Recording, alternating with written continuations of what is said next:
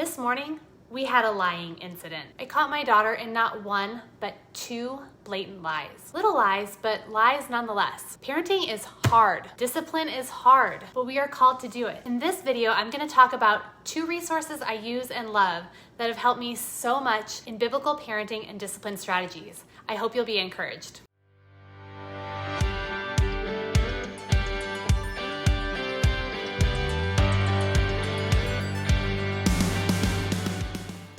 So I'm going to recommend two books to you today that I think you really should have if you are a Christian mom. This first book is one that I recommend to every mom I can share it with.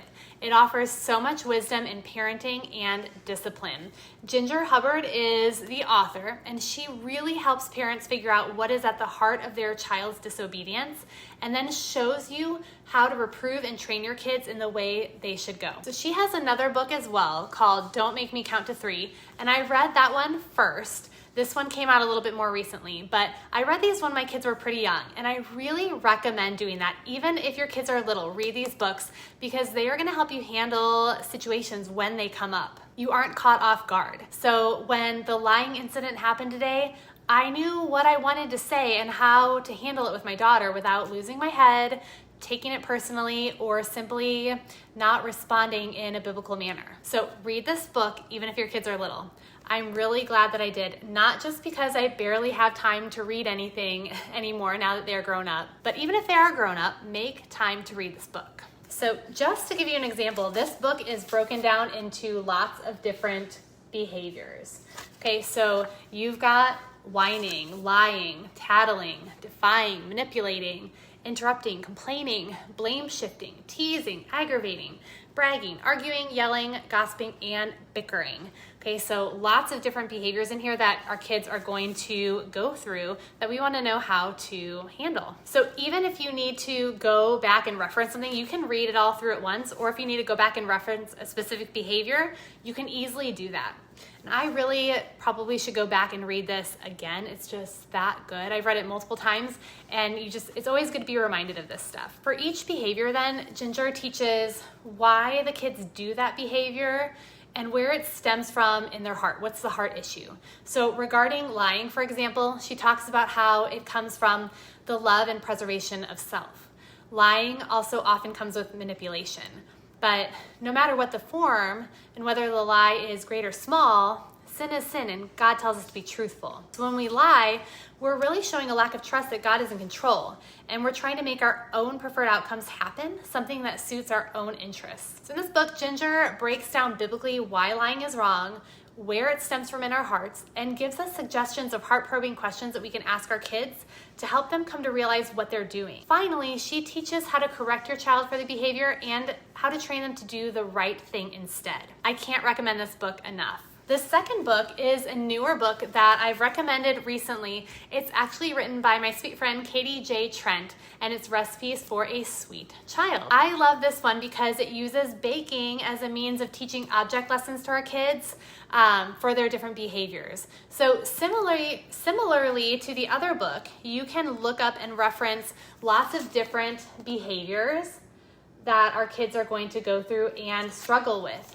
So again, this one's actually even broken down. We have emotional challenges, behavioral challenges, and relational challenges. So you've got things in here like anger, sadness, fear, jealousy, hatred, depression, perfectionism, laziness, and these aren't all of them, I'm just skimming through them, poor choices, aggression, lack of integrity, sibling rivalry, and peer pressure. So a lot of, some of the same things as the other book, but a lot of different ones as well. And then for each behavior, for example, I have lying bookmarked for today because that's what we're gonna be doing.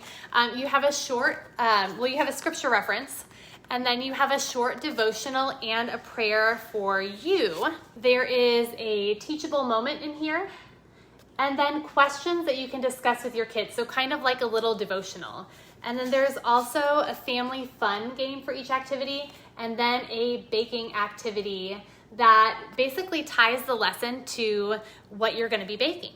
The names of the recipes are really cute. So for example, for the lying one, we're gonna be making delightful, truthful truffles. So today I've already chatted a little bit with my daughter after the incident using some of the techniques from Ginger's book, and I thought it would be a good day to pull out this book as well and do a bit more teaching on this behavior. You guys, what a blessing it is that the Lord allows our kids to have these behaviors while they're in our home.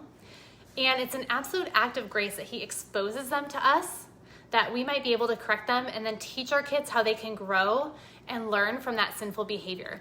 I think that's what we need to continue to do, moms, to look at these incidents, even though they're frustrating, right? Like the lying one today, but we're gonna use it as an opportunity from the Lord and take good advantage of it. These tools can help you do that. So why don't you come with me as we have our baking sesh and talk about lying. Oh, and I'm leaving links to both these books in the description below, so go check them out.